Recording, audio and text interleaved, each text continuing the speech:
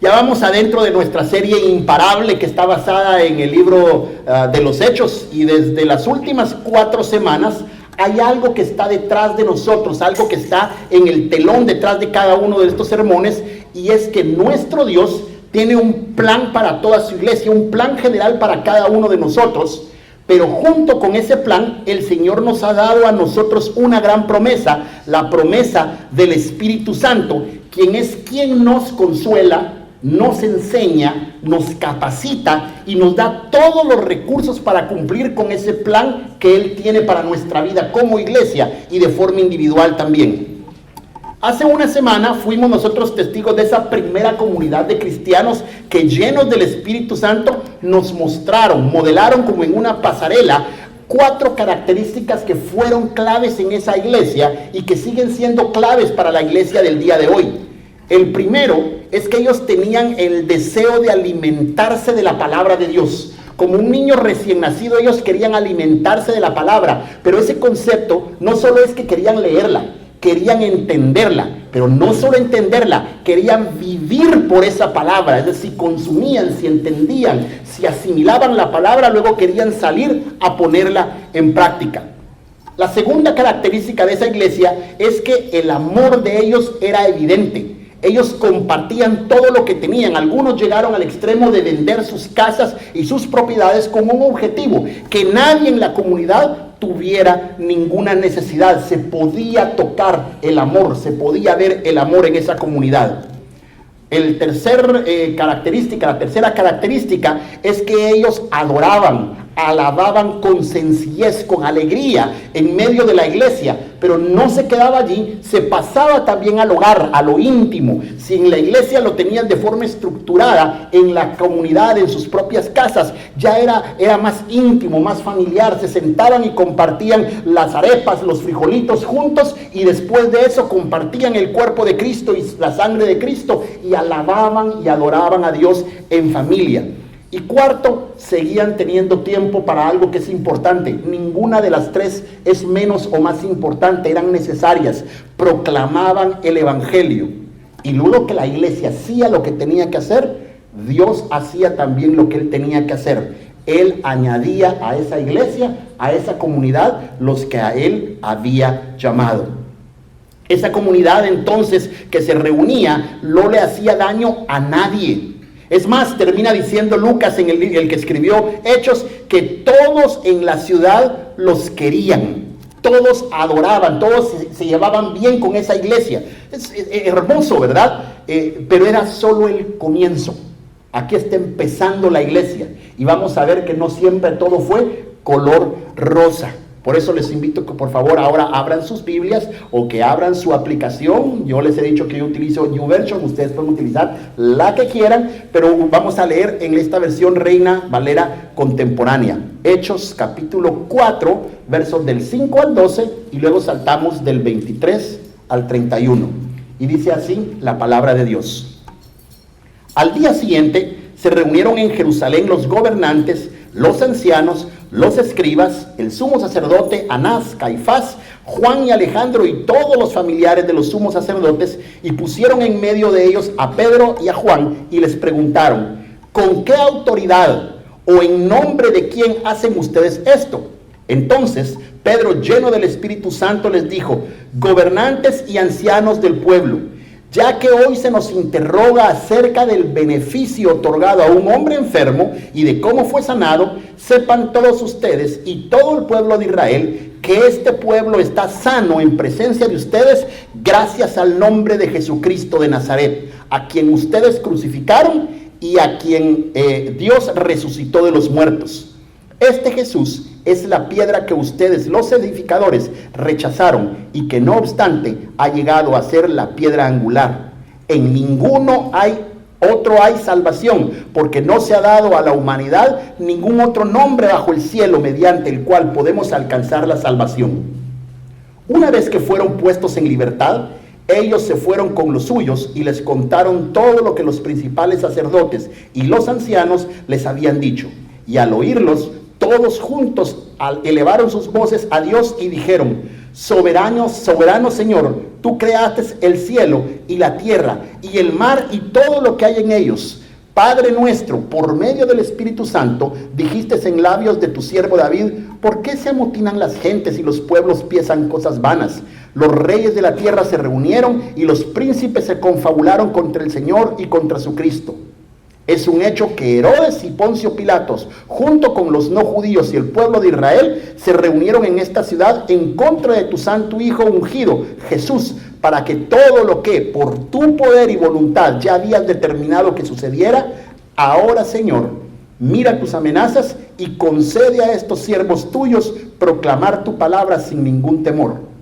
Extiende también tu mano y permite que se hagan sanidades y señales y prodigios en el nombre de tu santo Hijo Jesús. Y cuando terminaron de orar, el lugar donde estaban congregados se sacudió y todos fueron llenos del Espíritu Santo y proclamaban la palabra de Dios sin ningún temor. Oremos. Gracias, Padre, te damos en esta mañana porque estamos reunidos acá, un grupo de tus hijos, confiando en que la promesa de que el Espíritu Santo, nuestro Maestro, el que nos ha de entregar estos tesoros que tú tienes desde antes de la fundación del mundo para cada uno de nosotros, está aquí. Al leer tu palabra, te pedimos que tu Espíritu Santo la grabe en nuestros corazones, en nuestras mentes, que la atesoremos, que la meditemos y que al salir de acá podamos vivir por tu palabra. Padre, yo también te ruego por mí, para que al abrir mi boca pueda hablar con denuedo y valentía el misterio del Evangelio de Cristo Jesús nuestro Señor. Amén y amén. ¿Cómo llegamos aquí? Bueno, algunos venimos en carro, ¿verdad? Pero no me refiero a nosotros, me refiero a Pedro y a Juan. ¿Cómo llegaron ahí? ¿Cómo están? ¿Qué pasó con ellos? La semana pasada nos quedamos en la sensación de que todo era perfecto, que había bienestar y que había paz. La iglesia de esa comunidad estaba insertada en medio de una comunidad y esa comunidad los quería y los apreciaba. ¿Cómo no quererlos? ¿Cómo no admirar a esa gente si ellos se amaban, procuraban el bien de todos, eran sencillos de corazón, eran un pan de Dios? Pero algo pasó aquí, que de momento vemos a Pedro y a Juan que está enfrente del Sanedrín, una especie de concilio, y están juntos enfrente de Anás y Caifás, los mismos que le hicieron el juicio al Señor Jesucristo, y aquí los tenemos, y para poder entender qué pasó ahí, tenemos que rebobinar el cassette. Creo que ya dije mi edad con eso, ¿verdad? Tenemos que retroceder en el tiempo, y entonces entender qué fue lo que pasó en ese momento, por qué están enfrente de este juicio. Entre el capítulo 2 y el capítulo 3 algo pasó. No sabemos cuánto tiempo fue, no lo dice Lucas en ningún momento. Lo único que él dice es que un día Pedro y Juan iban caminando hacia el templo a la hora novena. La hora novena es más o menos las 3 de la tarde y que era la hora en que se hacía el sacrificio de la tarde. Saben, los judíos piadosos oraban 3 veces al día. Oraban cuando el alba despuntaba más o menos a las 6 de la mañana, volvían a orar a las 3 de la tarde, que era el momento en que estaba llegando Juan y Pedro en este momento al templo, y volvían a orar al terminar el día como a las 6 de la tarde. Ellos iban a orar cuando de repente se encuentran con un personaje más, un cojo. Este no era un cojo común y corriente. Este era un cojo que había nacido. En algunas versiones dice que desde el vientre de su mamá estaba así, estaba lisiado, había nacido con las piernas malas. Y además de eso tenía 40 años de edad, que en la época de nuestro Señor Jesucristo era una persona ya considerada vieja. En la época de nuestro Señor Jesucristo la expectativa de vida era alrededor de 44, 45 años. Hoy tenemos expectativas de vida que llegan a 80 años, pero en esa época era corta la expectativa de vida. Y la única razón por la que una persona estaba así viva todavía era porque la gente que estaba alrededor de él en forma anónima lo llevaban y lo ponían al frente del templo para que ahí la gente le pudiera dar alguna limosna. Ahí había mucha gente que se reunía, no solo el único cojo, habían muchas personas que tenían necesidad y que estaban allí. Ahora, la tragedia de este cojo no solo era física, su tragedia también era social, también era espiritual y religiosa.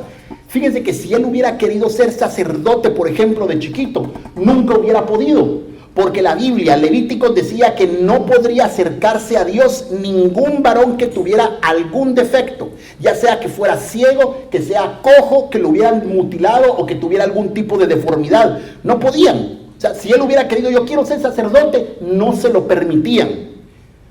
Para más molestar el asunto, cuando el rey David lo estaban coronando como el rey David, resulta que a él le caían mal los ciegos y los cojos, le caían mal por alguna razón, y cuando a él lo ordenan para ser el rey, mandó a matar a todos los ciegos y cojos que habían en el lugar. Y entonces el que escribe, el profeta Samuel, que relata esa historia, nos dice que a partir de esa época tampoco los ciegos ni los cojos podían entrar al templo del Señor. Entonces este cojo y ciego, que además ya estaba viejo, que no podía valerse por sí mismo, no podía entrar nunca adentro del templo. Lo podían dejar tirado afuera, pero adentro al templo, si él hubiera querido entrar a adorar al Señor, nunca hubiera podido. Así que este cojo de alguna manera es una figura trágica de la humanidad, que a veces nos sentimos que estamos tan cerca de Dios, pero imposibilitados por su cuerpo, por su sociedad, por su propia religión, por él mismo. Realmente nunca podía acercarse a Dios. Las miradas de Pedro y de Juan y el cojo se cruzan. El cojo quería una limosna y Pedro le dice que no tiene ni plata ni oro, pero tiene algo mejor para darle. Entonces emite una palabra que cambió por completo la vida de este cojo. Y le dice, en el nombre de Jesús, anda. Y se lo dijo mientras le extendía la mano y lo ayudaba a ponerse de pie. El milagro fue evidente. Dice que la gente que estaba alrededor lo reconocía porque entendía que ese era el limosnero que todos los días pedía en el templo, y ahora miraban por primera vez a ese templo que antes era, a ese hombre que antes era cojo, lo veían por primera vez en su vida ponerse de pie y entrar por primera vez al templo para rendirle gloria a Dios. Este hombre que no podía ni arrastrarse en el suelo, ahora no solo estaba puesto de pie, sino que brincaba de alegría porque por fin podía entrar al templo de Dios. Dios había transformado su vida por completo. Ciertamente lo que había recibido valía más que el oro y la plata. Piensen por un segundo en esa idea religiosa también insertada en el pueblo judío. Aunque tuviera suficiente para vivir y suficiente para comer, no poder entrar al templo lo hubiera matado todo el resto de su vida. Pero ciertamente lo que había recibido valía más que oro y plata, porque no solo había recibido el don de caminar, también ese estigma social de que la gente lo miraba y lo hacía a un lado porque no podía entrar, había desaparecido por completo. Literalmente había vuelto a nacer. El capítulo 3 nos narra que Pedro no perdió la oportunidad, y al ver al cojo que había sido curado, entonces les empezó a recordar a todos los que estaban ahí que todo lo que había sucedido porque Cristo lo había hecho. Sí, les dice, el mismo Cristo que ustedes habían matado, pero que Dios lo había resucitado. Y estaba Pedro en su discurso cuando de repente aparecen los sacerdotes, aparecen los saduceos y se le vienen encima a Pedro y a Juan y los intentan callar. Y entonces se preguntan, ¿por qué están callando a Pedro y a Juan? ¿Qué hicieron de malo? Y entonces los llaman aparte y los meten a la cárcel, y como ya era tarde, ya no les dan tiempo ni siquiera de empezar el discurso ni nada, ni empezar una defensa, simplemente los dejan durmiendo una noche ahí en la cárcel. Luego de que fueron puestos en la cárcel, oigan esto tan interesante, ya estaban en la cárcel, pero muchos de los que habían oído el discurso de Pedro creyeron. Luego dice Lucas, contando más o menos 5,000 personas más fueron agregadas a la iglesia. ¿No les parece interesantísimo? Que probablemente lograron meter a la cárcel a Pedro y a Juan, pero el evangelio, la buena noticia de Dios, nunca puede ser detenida por un puñado de hombres. No importa que ellos estén metidos en la cárcel, el evangelio va a hacer su obra, porque nunca es por cuestión de hombres, siempre es Dios trayendo la buena noticia a las demás personas. Ahora sí, hemos atravesado la brecha entre el capítulo 2 y en el capítulo 3, y ahora entendemos, ellos están de vuelta allí, Juan y Pedro detenidos frente a Anás y Caifás y el resto del Sanedrín. Imagínense por un momento la escena: 2 pescadores artesanales, ellos no son ningún tipo de rabino, Ellos no tienen ninguna preparación teológica oficial. Es más, no tienen ninguna formación de educación de ningún tipo. Los miembros del Sanedrín utilizan dos palabras para referirse a ellos, que son iletrados y que son además unos ignorantes. Claro, reconocieron que andaban con Jesús, pero porque lo dijeron así. Estos no andaban con Jesús.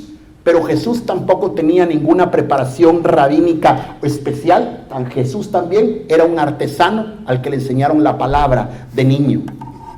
Estos dos estaban enfrente entonces de la crema innata de Israel, porque eso eran ellos, eran lo mejor de Israel, era el Sanedrín, y estaban parados allí en el corazón de la ciudad santa.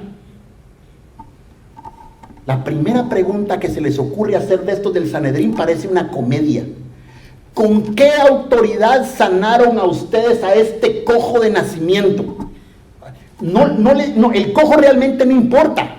Ellos están preguntando con qué autoridad sanaron a este. Y entonces Pedro, esta palabra es muy importante, lleno del Espíritu Santo. Piensen por un segundo entonces, dos iletrados, ignorantes, sin preparación teológica, pero llenos del Espíritu Santo, están a punto de presentar testimonio de su fe al corazón de Israel, que son doctores de la ley en medio de la ciudad santa. Lucas está mostrando el cumplimiento de lo que Jesús ya les había dicho y que Lucas mismo registró en su propio evangelio. Cuando ustedes sean llevados a las sinagogas y presentados ante los magistrados y autoridades, no se preocupen de cómo o qué van a responder o qué van a decir, porque en ese mismo instante el Espíritu Santo les va a enseñar a ustedes lo que han de decir. No es que el Espíritu Santo esté trabajando en el vacío, no es que ustedes están ahí parados y de repente empiezan a tener pensamientos mágicos. No, Pedro y Juan tenían en su mente y en el corazón las enseñanzas de Cristo. Ellos habían caminado con Cristo, habían oído a Cristo hablar muchas veces, habían comido con Cristo, habían compartido juegos y bromas con Cristo Jesús.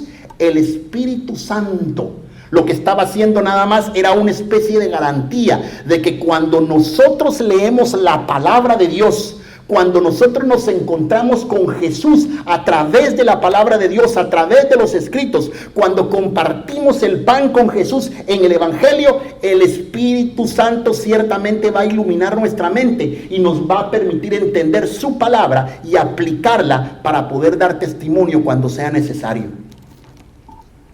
Entonces Pedro toma nuevamente la palabra y responde con ironía. Nos meten a la cárcel por haber el hecho bueno de haber sanado a un cojo. Y ahora nos preguntan cómo fue sanado, con qué poder fue sanado este hombre. Pues aquí va la respuesta, dice Pedro. Este hombre fue sanado en el nombre de Jesús de Nazaret, aquel que ustedes mismos crucificaron, pero que Dios resucitó. Pedro utiliza una frase muy significativa que tal vez a nosotros no nos parezca mucho, pero para esos que estaban escuchando, para esos judíos, cuando oyeron el nombre de Jesús de Nazaret, algo distinto estaba sonando en la cabeza de ellos. Verán, en el Antiguo Testamento, el nombre es una forma de referirse a la persona misma. El nombre es la persona es el nombre. Quien tiene el nombre tiene el poder, está dentro de la esfera de poder. Por eso es que Adán, si se recuerdan la historia de Adán y Eva, Dios le dice, le vas a ponerle nombre a todos los animales. En otras palabras, le está diciendo que él tiene el poder sobre todos los animales. Así que al conocer el nombre de Dios, implicaba tener la habilidad de acercarse a Dios. A Dios nadie le puso nombre, Dios reveló su propio nombre, de manera que el que conoce el nombre de Dios no solo puede rendirle culto, sino también puede acercarse y significa que está bajo la esfera de poder de Dios. A muchos Dios les negó su nombre, pero a Moisés Dios le reveló su nombre. Pero a Moisés mismo le dijo también, no vayan a tomar mi nombre en vano. No vayan a estar jugando con este tremendo poder, porque esa es la idea que le está diciendo que ustedes tienen, porque quien lo haga no lo va a tener por inocente. Durante su discurso frente a los del Sanedrín, Pedro pasa de la sanidad del cojo a la salvación de la humanidad, diciendo, en ninguno otro hay salvación, porque no se ha dado a la humanidad ningún otro nombre bajo el cielo mediante el cual podamos alcanzar salvación. Este era un acto valiente, subversivo, era peligroso, era hasta blasfemo para los saduceos y para los judíos, que ellos repetían el Salmo 54:1 que dice: Dios es quien nos salva por su nombre. Ven lo que ellos estaban escuchando cuando dicen: no hay ninguna salvación para nadie, sino es a través del nombre de Jesucristo. Y ellos saben de memoria el Salmo 54 que dice: no hay salvación más que en Jehová, en su nombre. Los saduceos se quedaron estupefactos entonces al ver la valentía y la facilidad con la que Pedro había expuesto su caso. No saben qué hacer con ellos. Y entonces los sacan del recinto, y del verso 13 al verso 22 del capítulo 4 hay una discusión interesante entre los miembros del Sanedrín. ¿Cómo se atrevieron a decir esto estos apóstoles que están aquí, seguidores de Jesucristo? ¿Cómo es que son unos pescadores iletrados e ignorantes, pero pueden hablar con esa elocuencia? Y lo peor es que no podían negar lo que era evidente para todo el pueblo, que en el nombre de Jesucristo de Nazaret, un cojo que había nacido así estaba caminando, saltando de alegría adentro del templo, alabando a Dios. ¿Qué podemos hacer?, se preguntaron ellos. ¿Cómo los callamos? Y entonces lo único que se les ocurre es amenazarlos para que no sigan hablando de ese nombre, del nombre de Jesús de Nazaret. Y entonces los apóstoles están en una encrucijada. Ustedes saben, una encrucijada es cuando uno llega a un camino y hay dos caminos. ¿Qué podemos hacer? Porque ellos les dicen: no vuelvan a hablar de ese nombre. Los apóstoles están en la encrucijada, pero ellos sí sabían qué camino debían tomar. ¿A quién debemos obedecer?, preguntan los apóstoles a los del Sanedrín. ¿A Dios o a los hombres? ¿A quién le rendimos cuenta? ¿A Dios o a los hombres? A veces queremos congraciarnos con la gente y hacemos las cosas que sabemos que no debemos de hacer.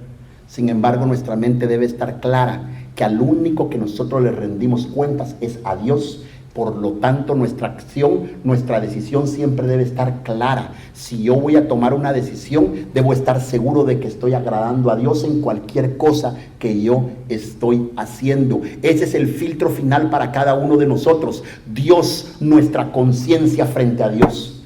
Él es nuestra autoridad suprema y es Él la autoridad, Jesús, el nombre de Jesús, al que nosotros nos debemos de sujetar siempre. ¿Qué podían responder los del Sanedrín, que supuestamente representaban a Dios? ¿Decirle a los hombres primero antes que a Dios? No. Pedro y Juan sí sabían qué responder, y entonces ellos continúan: nosotros no podemos dejar de hablar acerca de lo que hemos visto y oído. El Sanedrín está desarmado y los deja libres, no sin antes amenazarlos otra vez. Antes de pasar al final de la historia, hay algo que quiero resaltar. Pedro y Juan estaban haciendo lo que tenían que hacer. Estaban compartiendo el evangelio, estaban subsanando las necesidades de otras personas, y como resultado de hacer lo que tenían que hacer, Pedro y Juan terminan en la cárcel, en un intento de juicio y amenazas de las autoridades de su pueblo para que dejen de hacer lo que estaban haciendo. Pero nuestra visión debe abrirse un poco más. Ese acto de amor, de misericordia que hizo Dios a través de Pedro y Juan fue base para que ellos, en el poder del Espíritu Santo, proclamaran el mensaje de Cristo Jesús, y como fruto de ellos 5,000 personas más conocieron la buena noticia de Cristo, y al final de la historia el nombre de Dios fue glorificado por toda la región. A veces vivimos un cristianismo que queremos que sea cómodo, tranquilo, sin problemas. Pero el propósito de nuestra vida, el propósito principal de nuestra vida, no es vivir solamente una vida cómoda y sin problemas. El propósito final de cada uno de nosotros es glorificar a Dios. Isaías dice: todos los llamados de mi nombre, para gloria mía, yo los he creado. De manera que en medio de cual sea tu vocación en esta vida, si Dios te llamó para ser abogado, dentista, agricultor, panadero o empresario, el propósito final de tu vida, el fin último de todo lo que nosotros hacemos es rendirle la gloria a Dios y que todo lo que nosotros hagamos traiga gloria al nombre de nuestro Dios.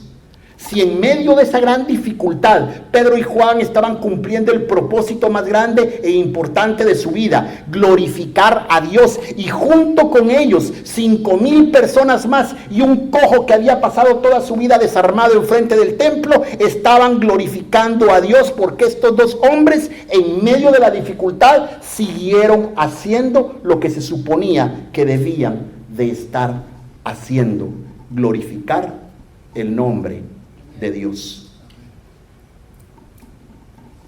Pedro y Juan salieron, y si eran como yo, aunque hayan tenido la valentía de decir lo que dijeron enfrente de ellos, les han de haber estado temblando todavía las rodillas por todo lo que acababa de pasar.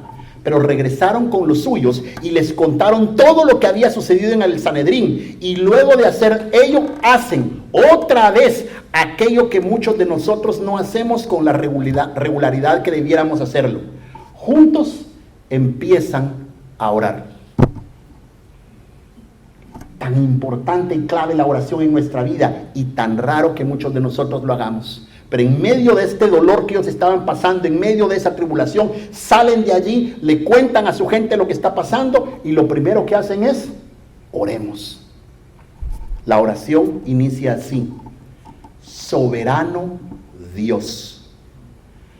Esta oración es una joya, porque decir soberano Dios es reconocer que Dios puede hacer y hará lo que se le dé la regalada gana, y nadie ni nada va a poder nunca impedir que Dios haga lo que Dios quiere hacer. Así que ante las amenazas del Sanedrín, la autoridad de Israel, en medio de la persecución, la iglesia ora a Dios una oración hermosa que empieza reconociendo que Dios es el creador. Tú eres el Dios que hiciste el cielo y la tierra, el mar y todo lo que en ellos hay. No dicen nada más, no piden nada más, solo reconocen que todo lo que existe, que todo lo que podemos ver y aún lo que no podemos ver fue creado por el Supremo Dios. ¿Quién más poderoso que Él? Y luego de reconocer el poder del Dios creador, siguen diciendo, reconocen que Dios reveló a su pueblo a través de David lo que aquí estaba sucediendo. ¿Por qué se amotinan las gentes y los pueblos piensan cosas vanas? Se reunieron los reyes de la tierra y los príncipes se juntaron en uno contra el otro, contra el Señor y contra su Cristo. Nada de lo que estaba pasando, absolutamente de lo que estaba pasando, nada estaba fuera del conocimiento de Dios. Dios lo sabía. ¿No da eso un poco de consuelo? ¿No da un poco de tranquilidad? Nada pasa sin el conocimiento de Dios. No importa en qué lío, en qué relajo, en qué problema usted está metido, nada pasa sin el conocimiento de Dios. Y luego la oración continúa en el mismo tono, porque no solo Dios conoce, no solo Dios es todopoderoso, no solo Dios conoce todo lo que pasa, sino que Dios tiene el control de todo lo que está sucediendo. Si bien, dice entonces Pedro, se unieron en esta ciudad contra tu santo Hijo Jesús, a quien ungiste, Herodes y Poncio Pilatos, con los gentiles y el pueblo de Israel, para hacer cuanto tu mano y tu consejo habían antes determinado que sucediera. Entonces esta oración proclama, porque en medio de esa persecución la gente podía estar tranquila. Primero, Dios tenía claro que Dios era el creador. Ellos tenían claro que Dios era el creador, que Él había hecho y tenía todo el poder para hacer lo que Él quisiera. Segundo, sabía que Dios sabía lo que estaba pasando. Y tercero, ellos sabían que Dios estaba manejando todos los hilos de la historia. Hasta el mal que nos rodea se encuentra bajo el dominio de nuestro Señor Jesucristo. Hasta el mal que nos rodea se encuentra bajo el dominio de nuestro Señor Jesucristo. Amén. Amén. La oración de la iglesia y de los discípulos no concluye allí. Hasta el momento que habían pedido ellos. ¿Te puedo pedir un poco de agua? Hasta el momento, ¿qué habían pedido ellos? Nada. No habían pedido absolutamente nada.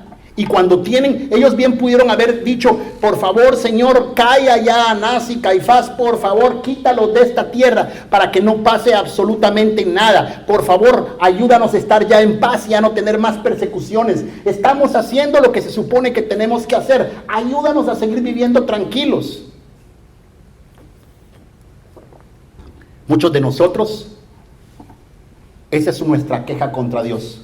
Señor, estoy viviendo bien, estoy haciendo lo bueno, estoy tranquilo, voy a la iglesia, pero sigo teniendo problemas. ¿Será que no me estás viendo? ¿Será que no me escuchas? Ellos no oraron nada de eso. Lo que nada más le dicen es, Señor, mira sus amenazas. Concede a tus siervos que con todo denuedo hablen tu palabra mientras extiendes tu mano para que se hagan sanidades y señales y prodigios mediante el nombre de tu santo Hijo Jesús. Su única oración, lo único que ellos pidieron es que en medio de las amenazas ellos pudieran seguir haciendo aquello para lo cual habían sido llamados. Ya es tiempo de que vaya terminando. Yo no conozco la situación de cada uno de ustedes, no conozco qué pasa en la vida de cada uno de ustedes. Y estoy seguro que aquí hay personas que tienen grandes dificultades, así como hay personas que están viviendo tranquilos sin demasiados problemas. Yo sé que aquí hay personas que tienen grandes conflictos laborales, no tienen trabajo, están pasando por grandes problemas económicos. Y también sé que hay personas que están en bonanza y que están bien, pero nuestra oración debe ser siempre la misma. Es la misma oración que debe tener siempre esta iglesia.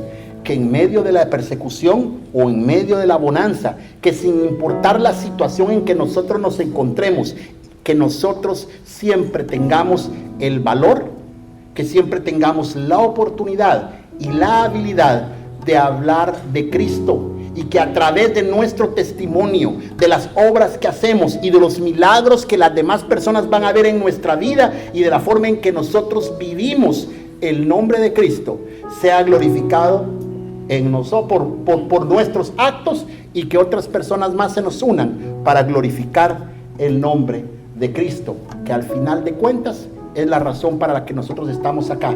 El fin supremo de nuestras vidas es que el nombre de Dios sea glorificado en tu vida por todo lo que tú haces, y que otras personas se unan con nosotros para hacer lo mismo, glorificar el nombre de Cristo.